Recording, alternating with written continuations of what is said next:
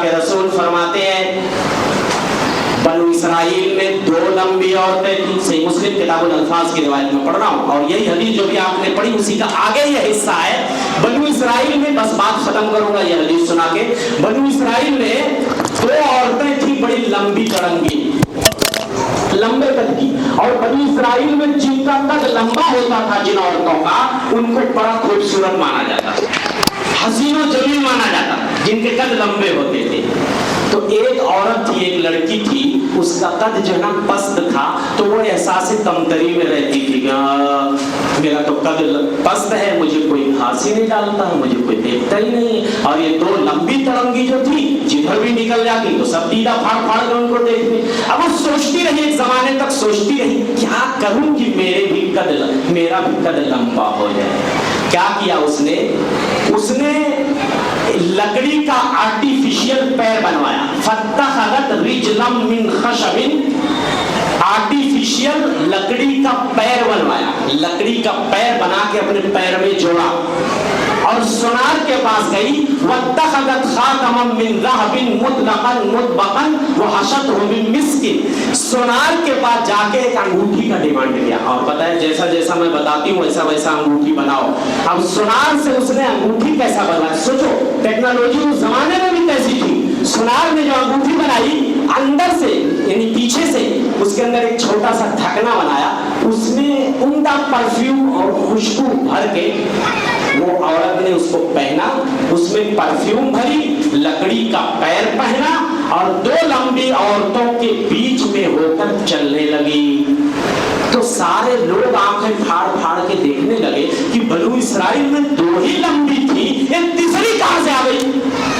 तो और बाज़ रिवायतों में किसी मर्द को भेजा उनका पीछा करने के लिए। बनु इसराइल ना ताक झांक बहुत करते थे, औरतों के पीछे बहुत पड़ते।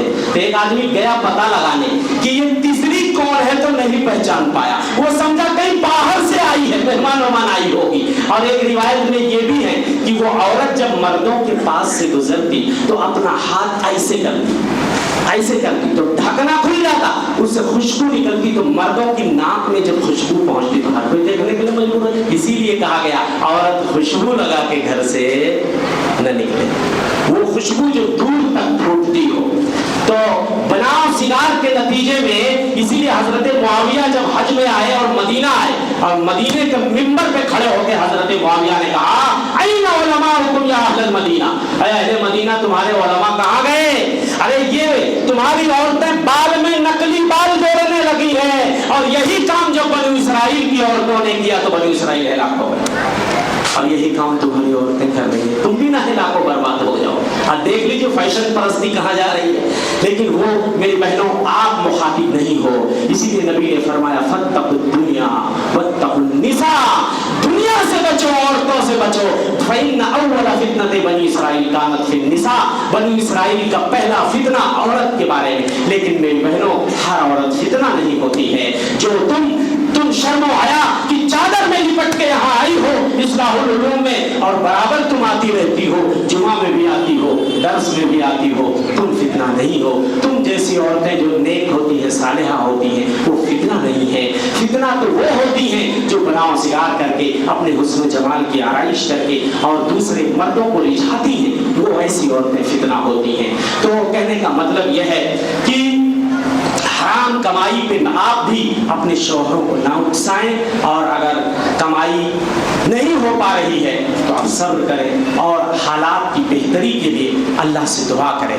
आप रात में उठ के तहज्जुद में अल्लाह से रोएं गिड़गिड़ाएं कि अल्लाह आपके हालात अच्छे कर दें। आप भी पहनिए हो रही है, आप भी पहनिए हो रही है दूसरे मालदार औरतों की बीवियों की तरह। तो मैं समझता हूँ कि वक्त भी ख़त्म हुआ, और इन्हीं बातों पे मैं अपनी बात ख़त्म करूँगा। अल्लाह से दुआ करूँगा कि मौला जब तक हम दुनिया में रहें, अल्लाह तो हलाल कमाई से हमें अपने बच्चों की परवरिश करने की अल्लाह हमें तौफीक बख्शे।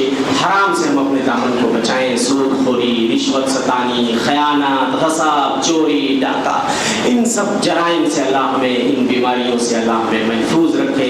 अल्लाह हलाल तरीके से हमें कमाने, अल्लाह की राहों में खर्च करने, अपने बाल बच्चों पे खर्च करने के अल्लाह हम सबको तौफीक इनायत फरमाए। आमीन व तौफीक अल्लाह।